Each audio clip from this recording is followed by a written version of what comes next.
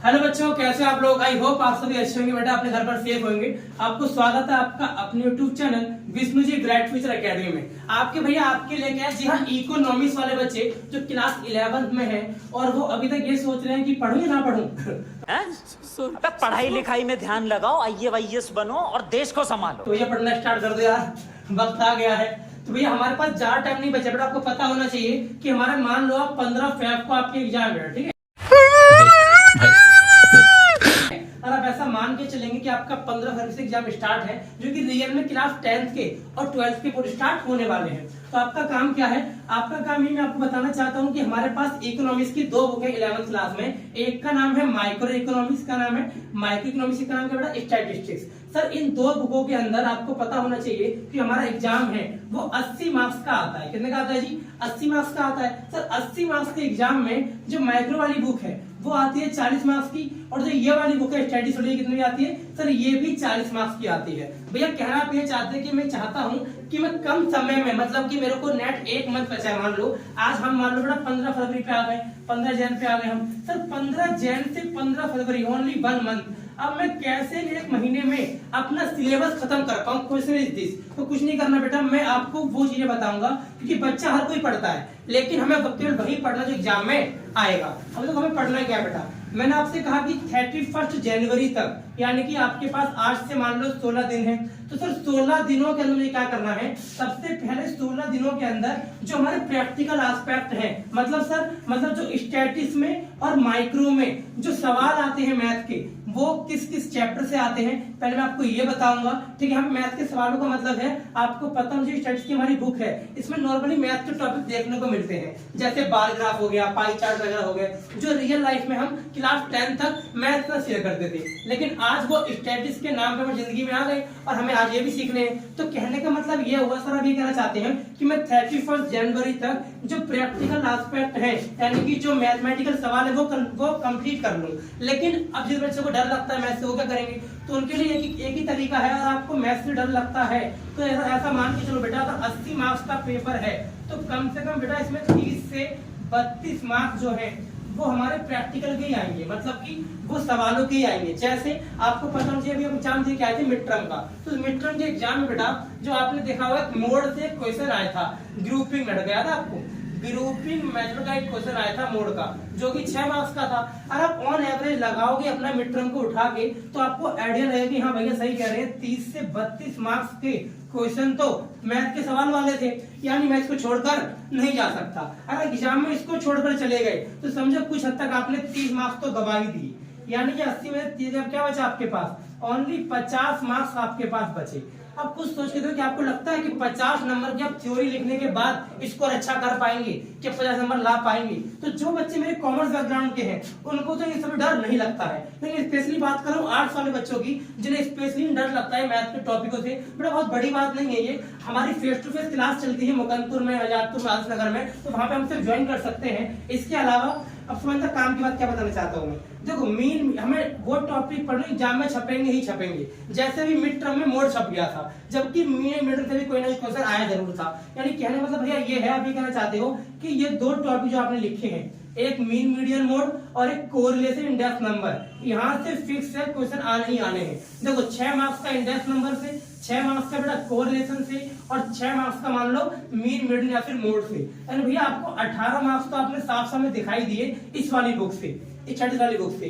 इसके अलावा पिछली बार में क्या हुआ था, एक बार ग्राफ भी आया था, शायद ये भी 6 मार्क्स का था। मान लो 6 का नहीं हुआ, 3 मार्क्स का हुआ, तो 3 मार्क्स का ये हो गया। लेकिन इस बार याद रखना, इस बार बार ग्राफ नहीं आएगा, कम चांसेस हैं। क्यों ऐसा क्यों बोल रहा हूं मैं? क्योंकि बार ग्राफ कोई टॉपिक नहीं है 11th क्लास में देने वाला। असल में ये एक टॉपिक था जो स्टडीज के अंदर आया, जिससे आपको एग्जाम में आ गया, लेकिन सर मिड टर्म के अंदर अभी नहीं आएगा, क्योंकि मिड टर्म के अंदर आ चुका था, तो लास्ट वाले एग्जाम में नहीं आएगा, ठीक है।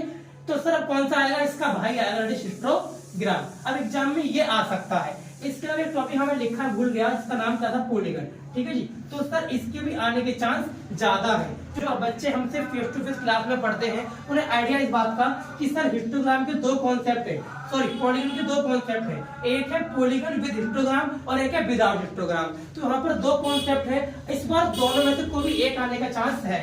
यानी अभी कहना चाहते हो कि 6 मार्क्स का ये भी आ जाएगा, तो अब ये बन जाएंगे कितने मार्क्स? अब ये बच जाएंगे सर 18 + 6 दैट इज 24 मार्क्स। यानी मैंने आपको 24 मार्क्स का तो स्टैटिस्टिक काउंटिंग करवा दी, जो कि हमारा प्रैक्टिकल एस्पेक्ट में कि जो सवाल वगैरह आएंगे। लेकिन माइक्रो की बात करूं बेटा, तो माइक्रो वाली बुक में भी आपने देखा होगा अभी ईडी का 3 नंबर का क्वेश्चन एक आया था एग्जाम में, जो कि मैथमेटिकल क्वेश्चन था, जो भी सॉल्व करना पड़ता बाय द फॉर्मूला। सर यहाँ भी अब क्या होने वाला है, अब की बार एग्जाम में ईएस का आएगा। किसका आएगा? That is elasticity of supply का 3 मार्क्स का क्वेश्चन आएगा। और एक कौन सा ये पढ़ा है चैप्टर नंबर 1 के अंदर, एमओसी वाला, that is marginal opportunity cost. यहाँ हमने क्या पढ़ा था याद है आपको? हमने पढ़ा था MOC equal to delta sacrifice unit upon में डेल्टा गेन यूनिट। यानी सर ये आप ये कहना चाहते हो कि इस वाले टॉपिक से भी हो सकता है इस बार हमें टेबल दे दे।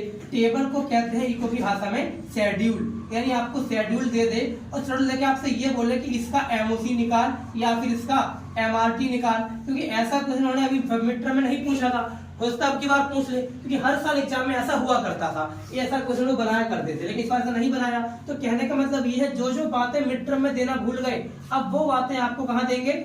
फाइनल एग्जाम में देंगे। लेकिन अभी तक जो 10th क्लास का प्री बोर्ड हुआ था उसके हिसाब से मैंने देखा कि काफी नॉर्मल पेपर आ रहा है। तो हो सकता है 9th और 11th का पेपर भी कैसा बने? इजी बने। लेकिन मेरे हिसाब से इजी हार्ड कुछ नहीं होता, आपकी तैयारी डिपेंड करती है, तैयारी के हिसाब से है। अब समझने वाली बात क्या कहा मैंने, सर ईडी 3 मार्क्स का और ईएस 3 मार्क्स का, ये होगा 6 मार्क्स। एमओसी मान लो 3 मार्क्स का। और जो टीयू एमयू कैसे फाइंड करते हैं, टीपी एमपी कैसे फाइंड करते हैं, इन सब के हमने फॉर्मूले पढ़े, आपको पता हो तो। जैसे टीपी इक्वल टू क्या पढ़ा था हमने, जो मार्जिनल प्रोडक्ट होता है एमपी, उसका फॉर्मूला क्या होता है? TPN minus TPN minus 1। यानी इस तरीके से बहुत सारे फॉर्मूले पढ़े हैं। तो इन फॉर्मूलों के बेस पे हमें टेबल डिजाइन क्या करते थे, यानी यहाँ से भी क्वेश्चन बन सकते हैं। अगर मैं ऑन एवरेज भी लगाऊं तो कम से कम मान के चलो 10 से 12 मार्क्स का यहाँ पे देखने को मिल सकता है। 6 तो दिख ही रहे हैं, 3 मार्क्स का एमओसी और 3 मार्क्स का ये वाला कौन सा ईएस, यानी 6 मार्क्स ये हो गए। और मैंने क्या बोला 10 मार्क्स, यानी कि यहाँ से भी मान लो 3 मार्क्स का क्वेश्चन एक आ गया तो 9 नंबर तो साफ साफ दिख ही रहे हैं। तो सर यानी कि 24 ये और 9 ये, तो 24 और 9 कितने हो गए? कितने हो गए? 35। ठीक है 33 ना, ये वीडियो काट देंगे, यहाँ से काट देना भाई साहब। ठीक है तो 33, तो यानी कि 33 मार्क्स तो दिख गए। मैंने क्या कहा था कि 30 से 32 मार्क्स का प्रैक्टिकल आता है। तो कहने का मतलब ये हुआ कि भैया इसके अलावा मुझे क्या पढ़ना है। अगर आपको ऐसा लग रहा है कि मैं 31 जनवरी तक ये टॉपिक और ये टॉपिक कवर कर लूंगा, तो आपको छोटा सा काम क्या करना है, इतना टॉपिक कवर करने के बाद आपको माइक्रो पे हाथ मारना है। तो आपको पता होना चाहिए हमारी जो माइक्रो है वो फुल फ्लैश थ्योरी है, उसमें ज्यादा प्रैक्टिकल सवाल नहीं आते। तो मैंने कुछ यहाँ पे थ्योरी के क्वेश्चन लिखे जो कि चैप्टर वाइज है, जैसे कि कुछ मोस्ट इंपोर्टेंट टॉपिक लिखे हैं जो कि हमारी माइक्रो से बिलोंग करते हैं। जैसे ये जो टॉपिक है स्टार्टिंग के 1, 2 और ये 3 और ये वाला 4, यानी कि 4 टॉपिक हैं वो बिलोंग करते हैं किससे? चैप्टर नंबर 1 से और 2 से। इसका पीपीसी और आईसी में बहुत अच्छे से पढ़ना है बेटा, ठीक है, क्योंकि यहाँ से भी एग्जाम में क्वेश्चन बनते हैं। और कभी कभी वो पीपीसी के शेप पे क्वेश्चन करता है कि बताओ पीपीसी का शेप ऐसा क्यों होता है। तो कहने का मतलब ये भैया आपने यहाँ पे लिख रखा है पीपीसी और आईसी के फीचर्स, तो क्या फीचर याद कर लूं काम बन जाएगा? भैया फीचर याद करने का मतलब ये नहीं होता कि 2 पॉइंट याद कर लिए काम बन गया। कभी कभी क्या करता है आपको फीचर्स ही बता देता है कि इसका ये फीचर्स है, लेकिन ऐसा क्यों कहा गया, इसका फीचर्स यही है, दूसरा क्यों नहीं है। तो कहने का मतलब ये हुआ कि हमें उस बात को प्रूफ करना पड़ेगा और उसके अंदर को जो मैटर है वो लिखना पड़ेगा, तो हमें नंबर उस चीज का मिलेगा। तो कहने का मतलब ये है कि 6 मार्क्स का क्वेश्चन भी बड़े प्यार से पीपीसी से बन जाता है। इसीलिए पीपीसी और आईसी को हल्के मत लेना। और आप चेक कर सकते हैं अपने मिड टर्म, अगर मिड टर्म में कोई भी क्वेश्चन आपका पीपीसी से आया था तो इस बार वो क्वेश्चन आईसी से आएगा, ठीक है। ज्यादातर पैटर्न ऐसा चलता है क्योंकि पीपीसी आईसी दोनों भाई भाई हैं। बस ये है प्रोड्यूसर के लिए और ये वाला किसके लिए? सर ये कंज्यूमर के लिए, बस यही दोनों खास फर्क है इन दोनों में। तो कहने का मतलब ये हुआ कि अगर पीपीसी आ रखा है मिड टर्म में तो इस पर फोकस कहाँ करना, आप आईसी पे करना। जैसे मैंने देखा था जो मिड टर्म था वहां पर बजट लाइन आया था, यानी एक बजट से क्वेश्चन आया था जो कि चैप्टर 4 इसका नाम है कंज्यूमर इक्विलिब्रियम आईसी अप्रोच, उससे बिलोंग करता है। तो वहां से उन्होंने बजट वाला टॉपिक हमें दे दिया। अब हो सकता है कि मिड टर्म बजट आ गया तो सेकंड टर्म में यानी कि लास्ट टर्म में आपके बजट ना आए, कौन सा आ जाए? आईसी के बारे में आ जाए। तो ऐसा कुछ भी हो सकता है। तो कहने का मतलब ये हो भैया पीपीसी आईसी के बारे में डीपली पढ़ना है। और जो हमारे पास सेंट्रल प्रॉब्लम है that is what to produce, how to produce, for whom to produce, इन तीनों को भी अच्छे से पढ़ रहे हैं। यहाँ से बहुत सारे क्वेश्चन बनते हैं, लेकिन हाँ अगर इसके अंदर का मैंने मैटर याद किया तो कुछ हद तक आपको इसके अंदर की कहानी पता चल जाएगी। क्या होता है कि इसके अंदर का मैटर लिख के देता है और पूछता है बताओ कौन सी प्रॉब्लम है। ठीक है जी। इसके बाद भी आपने क्या लिखा सर भाई कि कंज्यूमर इक्विलिब्रियम कंडीशन होती है वो दोनों कंडीशन याद करनी पड़ेगी, एक यूटिलिटी अप्रोच से और एक आईसी अप्रोच से। भैया इसके अलावा डिमांड जो चैप्टर नंबर 5 है हमारा, तो यहाँ से लेके यहाँ तक हमने 4 चैप्टर कवर कर लिए, चैप्टर 1 2 3 4। और जो चैप्टर नंबर डिमांड है चैप्टर 5 वो कौन सा है, वहां मैंने कहा केवल ये वाला पढ़ लेना, कौन सा, डिटरमिनेंट ऑफ डिमांड। इसका एक और नाम है that is factor affecting demand. इसके अंदर गिनती के 5 पॉइंट है, P X P R Y वगैरह। ठीक है, तो ये 5 मिनट से पढ़ लिए, डिफाइन करना सीख गए और पता चल गया किस केस में डिमांड क्या होती है, बढ़ती है घटती है। तो आपको कुछ हद तक डिमांड का क्वेश्चन बड़े प्यार से कर दोगे। और हाँ, जैसे मैंने डिमांड टॉपिक लिखे हैं कि determinant of demand, demand curve या शेड्यूल या डिमांड शेड्यूल, तो ठीक वैसे ही ये बिलोंग करता है सप्लाई से भी। मतलब सप्लाई के भी डिटरमिनेंट याद करने पड़ेंगे और सप्लाई कर्व क्या होता है याद करना पड़ेगा और सप्लाई का शेड्यूल क्या होता है ये भी याद करना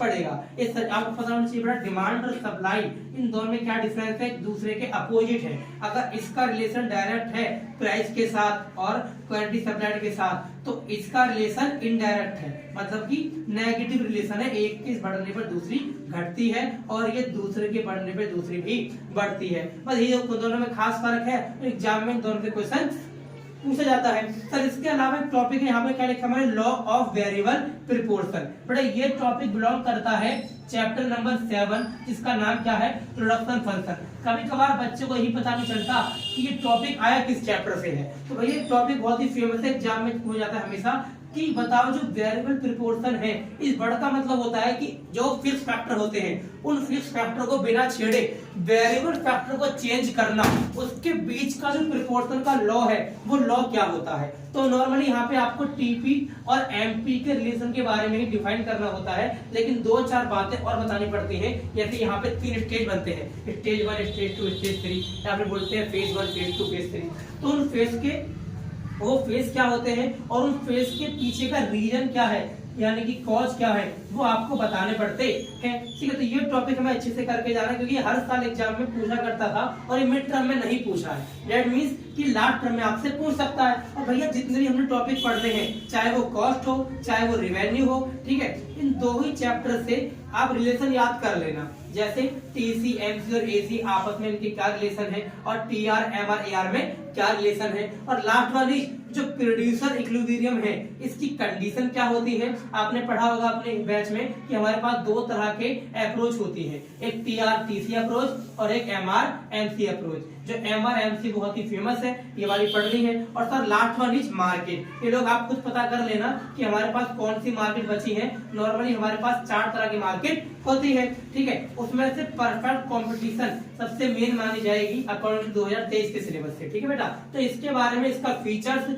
अच्छे से पढ़ लेना। और यहाँ से क्वेश्चन 100% आने वाला है कि जो परफेक्ट कंपटीशन मार्केट है, ऐसा नहीं बताएगा कौन सी मार्केट है, आपसे पूछेगा तो ये बोलेगा बताओ कौन सी मार्केट प्राइस टेकर होती है। क्या पूछेगा, कौन सी मार्केट प्राइस टेकर होती है, मतलब कैसी कौन सी मार्केट है जिसे प्राइस टेक करना पड़ता है, प्राइस स्वीकार करना पड़ता है। हिंदी में कहते हैं कि ऐसी कौन सी फर्म है, ऐसा कौन सा बाजार है जो कीमत स्वीकार करता है, यानी जो कीमत स्वीकारक होता है। तो इस वाले टॉपिक से ये क्वेश्चन बहुत ही फेमस है जो इस साल बनने के चांसेस हैं। तो ये थे आपके टॉपिक। मुझे क्या लगता है अगर 31 जैन तक आप ये टॉपिक कवर कर लेते हैं तो आपको इनको कवर करने में 15 दिन ज्यादा नहीं लगेंगे, क्योंकि वही जो मैंने लिखी आपको जो एग्जाम में छपते हैं। तो ये था आपका पूरा कॉन्सेप्ट। आई होप आपकी वीडियो पसंद आई। बेटा वीडियो को लाइक करना मत भूलना और थैंक यू सो मच।